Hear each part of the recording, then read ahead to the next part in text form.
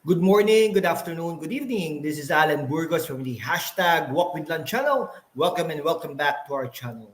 Guys, if you are not yet subscribed to our channel, please do it so now so that you can be a part of this growing family. Officially, we are now 8,785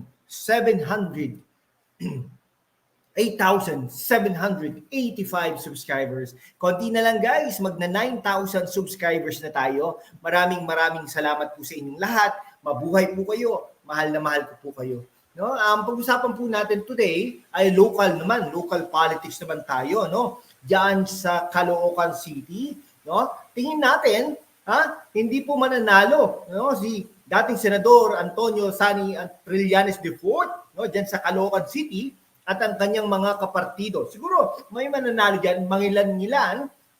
Pero kung sasabihin natin na sila ang mananalo at mapapatalsik ang mga malapitan, ay baka nagkakamali sila at nangangarap lamang sila. No? Ngayon, dahil nga po, ayaw nilang makinig sa atin. No? Kung nagko-concentrate ka na lang dyan, dating Senador Sani Trillanes dyan sa Caloocan City, di sana mas malaki ang tsansa mo. Pero ikaw ay walang focus. Hindi ka focus sa Caloocan. No? So sasabihin ng mga taga-Caloocan, hindi ka seryoso. No?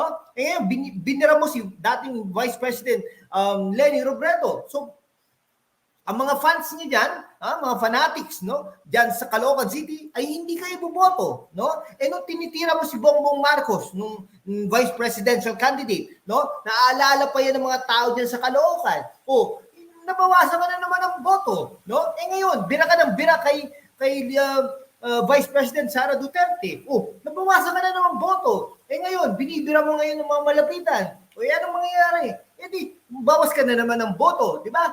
Kaya nga po, hanggang maaga pa, ay dapat mag-concentrate ka na dyan sa Caloocan City, dating Senador Trillanes. Ngayon, talagang abalang-abala si dating Senador Sani Trillanes IV sa pag-iikot sa mga barangay at mga lugar-lugar dyan sa Caloocan City bilang paghahanda naman sa kanyang muling pagtakbo sa paparating na midterm elections next year, no? Baka sabihin nyo, natatakbo ito bilang senador, hindi po. No? Sa pagkakataong ito, hindi po senador o anumang posisyon sa nasyonal, kundi pwesto sa lokal na pamahalaan ng tinatarget ng dating leader ng rebelding Magdalo Group. No? Talaga naman po legit, taga-Caloocan yan. Si dating Senador Trillanes. No? Matatandaan natin na nagsilbing senador ito mula noong 2007 hanggang 2019. Matagal din pala. No? Matagal din pala itong naging senador. Dalawa, no? 12 years yan. No? Pero natalo nung halalan ng 2022 sa malayong numero na 21.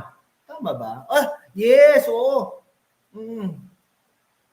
Tama ba? Okay, kasi tumakbo ito bilang Vice President noong 2016, no? Natalo po siya at noong 2022 ay tumakbo po siya. Actually, nung 2022, parang hanggang 2016 lang 'yan. 2016 lang po 'yan, no? Naging senador, tapos tumakbo siya bilang Vice President, natalo na po siya. Oo. Parang ganoon po baka nga po ganoon, no? Hindi po natin i-check po natin, no? Ngayon, noong 2022, malayong number 21 siya sa Winning Magic 12 na pinangunahan ng aktor na si Robin Padilla. Ano man ang dahilan ng ng senador, dating Senador Trillanes, kung bakit sa lokal na piniling tatakbo ay siya lamang ang nakakalam, pero ang malinaw na di may tatago sa publiko ay kulelat ito sa senatorial surveys. Kasi po yung mga surveys na lumalabas, no, talaga namang wala siyang panalo, panalo, no. Kaya lang, ang maganda lang po kay dating Senador Trillanes ay may kumpiyansa sa kanyang sarili. Talaga namang kita-kita mo ang confidence niya, di ba? Pag nagsasalita siya. Pero in reality, ano po talaga, malayong-malayo po siya sa pagkasenador. Kaya pinili na lang niya po na tumakbo bilang mayor ng Caloocan City. Kaya lang, no? Talagang baksak pa rin talaga, no? Ang survey niya hindi lang sa senador, talaga namang pati sa Caloocan City ay baksak na baksak ang kanyang survey. Dahil kung pagbabasihan ang resulta, hindi lang basta fly-by-night survey firms, kundi ng kilalang social weather station, mistulang David at Goliath ang laban ng Mayor Gonzalo Dale Along Malapitan versus Trillanes. Sa latest survey ng SWS noong Hulyo, 4 sa 5 o 80% ng mamamayan ay gusto o nasisiyahan sa pangangasiwa o liderato ng along malapitan. Katulad nga ng sinabi natin sa mga dati nating programa na ang Caloocan ay nagkaroon ng Starbucks, nagkaroon ng magandang City Hall, okay? Nagkaroon ng mga SM dahil sa mga malapitan. Inilarawan ng SWS survey si Malapitan bilang natatanging magaling na leader ng pamamahalay produktibo, nakakatulong, epektibo at malapit sa publiko. Ilang buwan nang nakakaraan bago ang July survey, ang alkalde ng Caloocan City ay nakapagtala ng mataas na 80% plus rating kumpara sa mababang 6% ng ex-mutiny leader. No? Ang survey ay napakahalagang tool para sa mga politiko dahil sa pamamagitan nito ay nagkakaroon sila ng idea kung sila ba ay mananalo o matatalo sa eleksyon. Sa Caloocan, di may itatwa ang mga batang kangkalu na si Mayor Along at First District Representative Oscar Oca Malapitan, ang arkitekto. Naku, yan na naman, arkitekto na naman. Allergic ako sa mga arkitekto ng ngayon, progresibong estado ng mundo. Pero totoo naman, no? Nagkaroon ng, in a way, may progreso din. Pero hindi naman po ganun pero nagkaroon ng progress under their term. Kaya nga sa ipinapakita pambihirang suporta ng mga taga-Caloocan sa mag-ama, tila political harakiri para nagpapakamatay ang desisyon ni Trillanes na tumakbong alkalde ng lungsod sa darating na Mayo 2025 election. No, ito isa pang kakampi ni